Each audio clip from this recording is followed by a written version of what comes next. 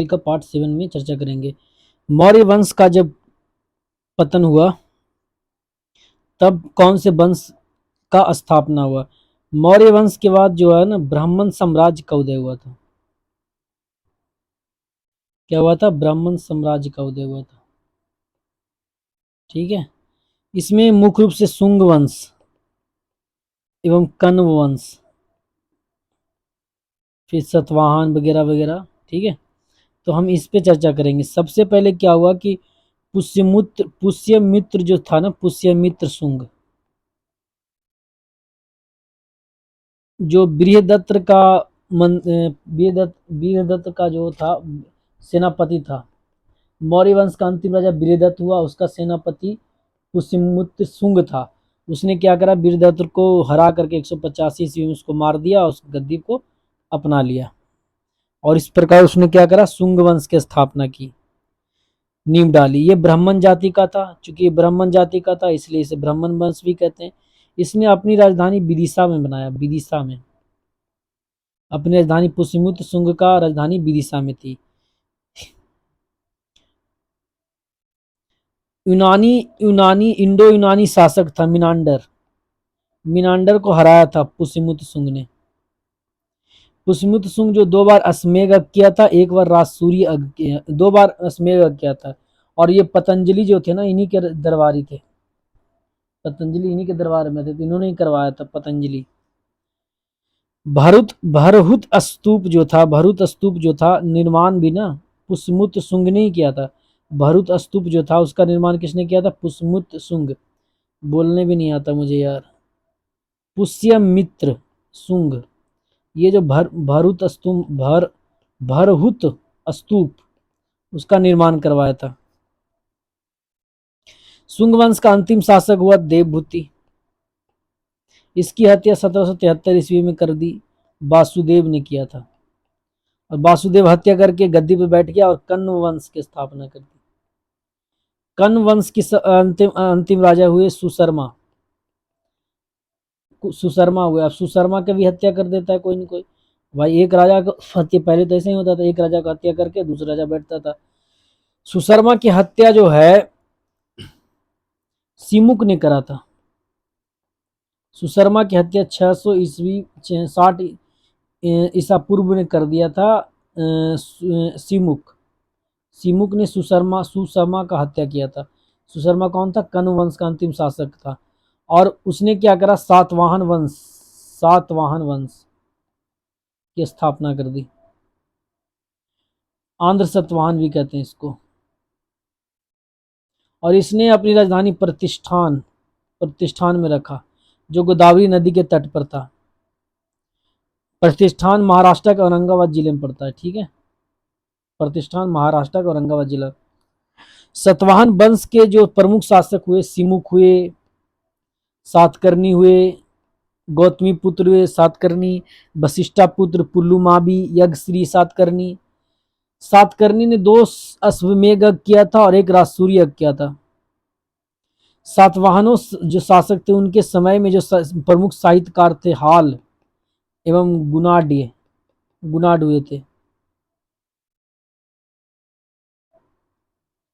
और इनके कुछ लेखक हैं। हाल का लेखक जो है गाथा सप्तशती, और गुनाड का जो है बृहद कथा नामक पुस्तक लिखा है इन्होंने।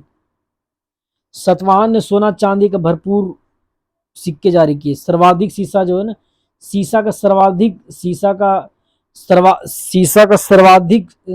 का सिक्का जो है ना, सिक्का, शीशा का सबसे ज्यादा सिक्का बनाया था सातवाहनों ने।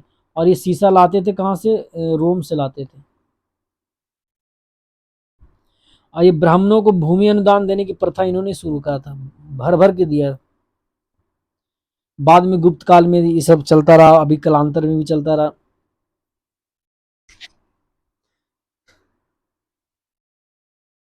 इनकी राजकीय भाषा जो थी ना, सातवाहनों की राजकीय भाषा प्राकृत थी, और लिपि थी ब्राह्मी लिपि। वैसे तो इनकी जो ढांचा थी ना, इसकी जो सतवाहनों में मात्र सतात्मक ढांचे का आभास होता है, मात्र सतात्मक ढांचे का अभाव होता है, क्योंकि जो राजा होते थे ना उनके नाम में ना माता का नाम अंकित होता था, तो मात्र तंत्रात्मक फील होता है, लेकिन जो राजा बनते थे ना वो पितृ सतात्मक था, मैंने पुत्री बनता था ना कि पुत्री।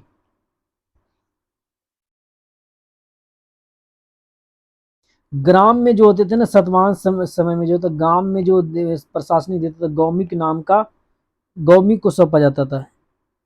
गौमिक जो था एक सैन्य टुकड़ी का प्रधान होता था। इसमें 9 रथ होते, 9 हाथी होते, 25 घोड़े, 45 पैदल सैनिक होते थे।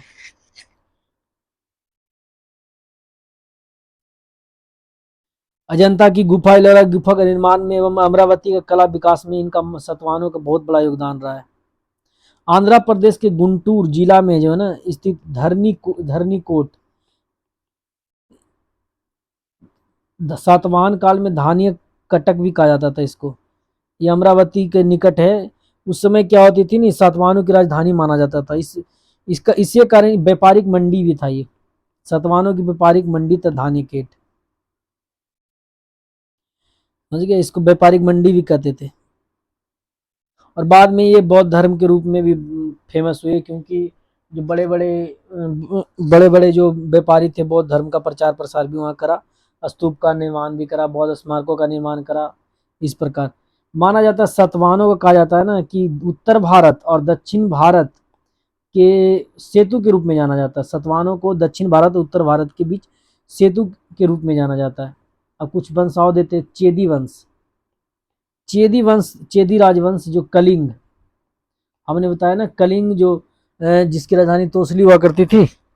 अशोक के समय 5 प्रांत हुआ करते थे ना, उत्तरापथ, दक्षिणापथ, प्राची हुआ, कलिंग हुआ करता था। इस प्रकार वो प्राची था ना कलिंग।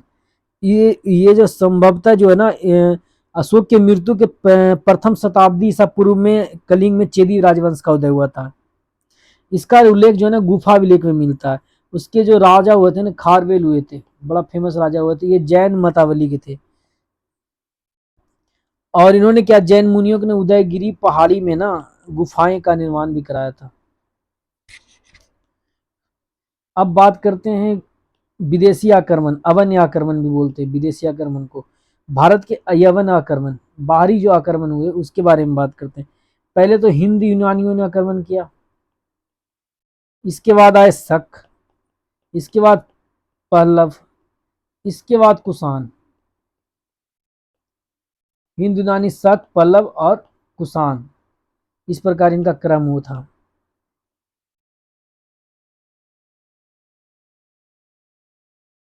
सेल्यूकस निकेटर जो था ना, सेल्यूकस निकेटर जो था पश्चिमी मध्य एशिया में एक विशाल साम्राज्य बनाया था सिकंदर के मरने के बाद। तो उसी में एक उसका उत्तराधिकारी हुआ था एंटीओकस प्रथम। ये तो तब तक जो था तब तक वो बनाए रखा, लेकिन जैसी एंटीओकस द्वितीय आया था ना विद्रोह हो गया और मैंने कि अनेक प्रांतों में बट गया।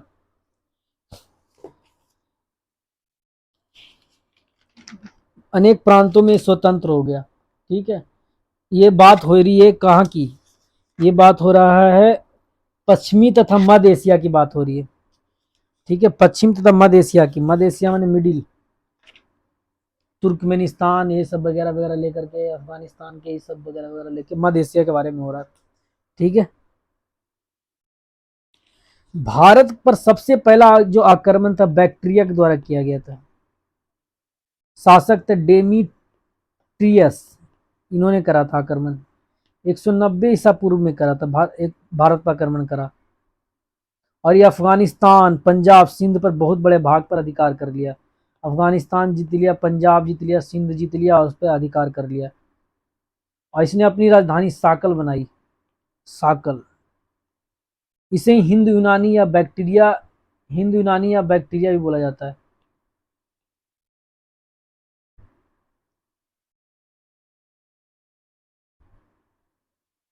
नए पेज का शुरुआत करते हैं।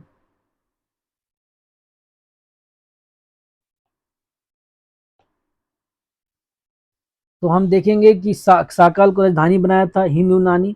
हिंदू यूनानी शासकों में सबसे अधिक विख्यात था, हिंदू यूनानी शासकों में ना, हिंदू यूनानी शासकों में सबसे विख्यात जो था ना, मिनांडर, 165 से 145 ईसा पूर्व। इसकी राजधानी साकाल थी, आधुनिक सियालकोट आता है। तो शिक्षा का प्रमुख केंद्र था। मिनांडर और नागसेन जो थे ना, नागसेन, नागसेन जिनको भारत का क्या कहा जाता है, नागसेन को कुछ बोला जाता है, ठीक है,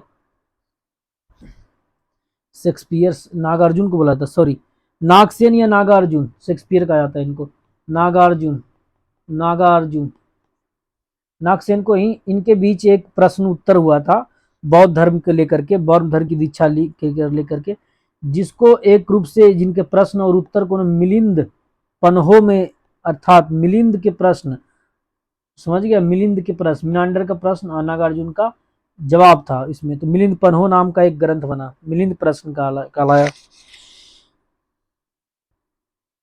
आप हिंद यूनानी पहले ऐसे शासक हुए जिसपे आप ये देख के, उनके सिक्कों को देख कर ये बता सकते हैं कि किस राजा का सिक्का है।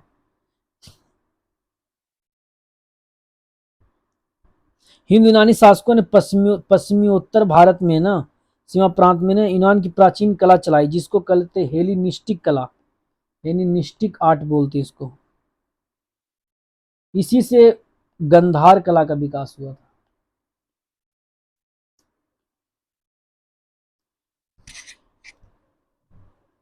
यूनानी को ना पर्दा के बारे में बहुत ज्यादा जानकारी था। भारत में प्रचलन इसी के, ये इन्होंने करवाया था, नाट्य कला वगैरह में हुआ था, पर्दा का विकास हुआ, यूनानी का देन था, इसलिए इन पर्दा को अवनिका भी कहा जाता है, क्योंकि यूनानियों का देन था पर्दा, इसलिए अवनिका भी कहा जाता है। फिर उसके बाद शक आते हैं, हिंद यूनानी की बात हो गई, शक। अब शक में जो हुआ था, यूनानी के बाद शक है, शक जो 5 भाग में बटी हुई थी, हर भाग की शाखा राजधानियां जो थी भारत और अफगानिस्तान में अलग अलग भागों में थी। पहली शाखा जो थी अफगानिस्तान में थी, दूसरी शाखा पंजाब में थी जिसकी राजधानी तक्षशिला थी, तीसरी शाखा मथुरा में थी, चौथी शाखा पश्चिम भारत में थी, पांचवी शाखा दक्कन में थी। शक के प्रथम राजा हुए थे मोआ, मोआ था। मूल रूप से इनको माना जाता मध्य एशिया के, शक कहाँ के थे, मध्य एशिया के थे। ये चारागाह की खोज में भारत आए थे, लेकिन देखो, भैंस चराने आया था ये, भारत को लूट लिया, सोचो।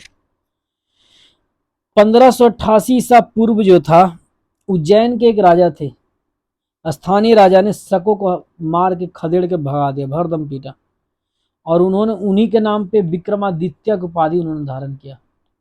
और ये उपाधि जो है ना, 14 लोगों ने धारण किया बाद में, और सबसे उसी टाइम विक्रमादित्य उपाधि था लोकप्रिय पहुंच गए, लोकप्रिय बन गया, 14 तक चला गया। सबसे जो सबसे अधिक विख्यात जो विक्रमादित्य हुआ ना, विक्रमादित्य की सबसे विख्यात जो उपलब्धि हासिल, ये चंद्रगुप्त द्वितीय को बोला जाता है। शकों की अन्य शाखाओं की तुलना में पश्चिम भारत में प्रस्तुत स्थापित करने में सबसे लंबी अरसे तक शासन करना पड़ा।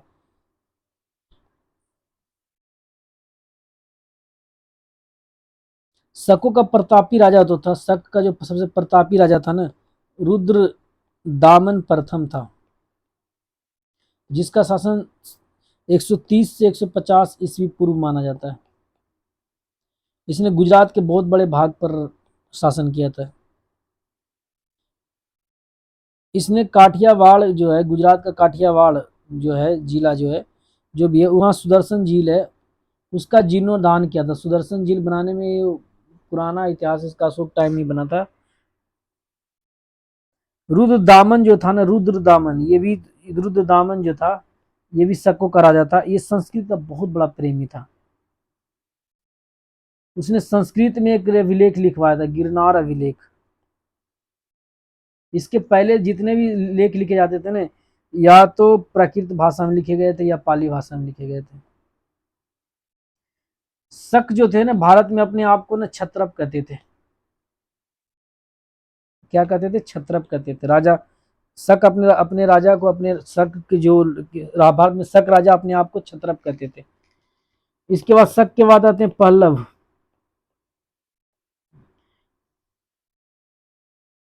पश्चिमोत्तर भारत में, जैसे पश्चिम और उत्तर भारत को पश्चिमोत्तर भारत बोला जाता है। पश्चिमोत्तर भारत में शकों के आधिपत्य के बाद में पार्थियाई, पल्लव को पार्थियाई लोग भी कहते हैं, हुआ था। पार्थावी राजा एक सबसे प्रमुख राजा था ना, गोंडो फनिश था इसका। इसी के टाइम ना सेंट थॉमस आया था भारत, धर्म, ईसाई धर्म के प्रचार के लिए। पार्थियाई लोगों का मूल स्थान तो जो था ना ईरान था, ये ईरानी लोग थे। सोचो यार कौन कौन लूट ले गया भारत को। फिर आए कुषाण। पल्लव बाद कुषाण आए। कुषाण जो थे एक्चुअली ये यूची एवं तोखरी कहलाते थे। कुषाण को यूची एवं तोखरी भी कहते थे। कुषाण को यूची एवं तोखरी भी कहा जाता था। ये यूची नामक एक कबीला थी। यूची नामक कबीला जो 5 भागों में बटा हुआ था। यूची नाम के कबीला 5 भागों, उनमें से एक थे, एक था उसमें से था, एक था कुषाण। यूची जनजाति, यूची कबीला जो थी उस 5 भागों में बटा हुआ था, उसमें था एक कुषाण। कुषाण वंश के संस्थापक थे कुजुल कटफिसेस।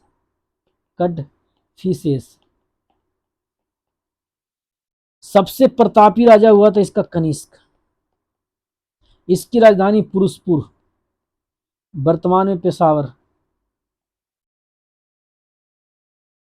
दूसरी राजधानी मथुरा थी। कुषाण वंश का जो राजधानी था, पहला राजधानी पुरुषपुर, दूसरा मथुरा था। कनिष्क जो है 78 में ना ईस्वी में ना गद्दी पर बैठता है। इसी समय शक संवत चला जाता है। कौन सा संवत? शक संवत, जो भारत का भी राजकीय कैलेंडर है। शक के कनिष्क के टाइम में ना कनिष्क के टाइम में चौथी 5th बौद्ध संगीति हुई थी कुंडलवन कश्मीर में, जिसकी अध्यक्षता वसुमित्र किए थे। इसी टाइम 2 भागों में बट गया था, हिनयान और महायान में। कनिष्क एक्चुअली था ना, कनिष्क जो था ये जो था महायान संप्रदाय को मानता था, का अनुयायी था। कनिष्क को हराने में ना चीन का एक जनरल था पेन चाओ, उसने हराया था कनिष्क को। कुषाण जो थे, कुषाण जो थे ना आरंभ में थे, भारी मात्रा में स्वर्ण मुद्राएं जारी किए थे।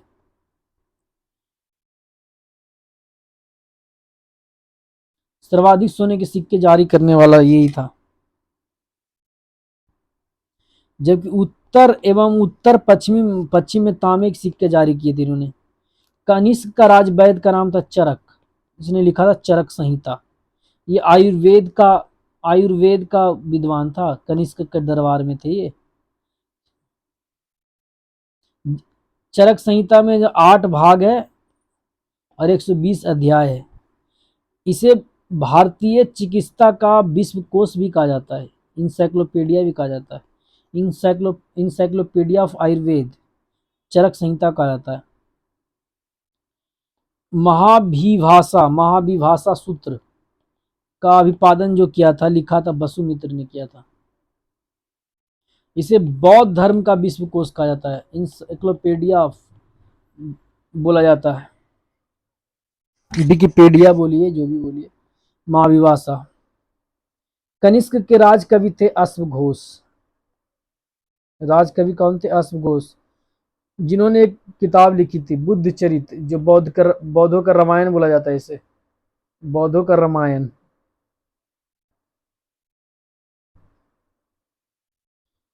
माना जाता है कि वसुमित्र और पार्श्व नागार्जुन महाचेत संरक्षक कनिष्क के दरबारी की विभूति थे।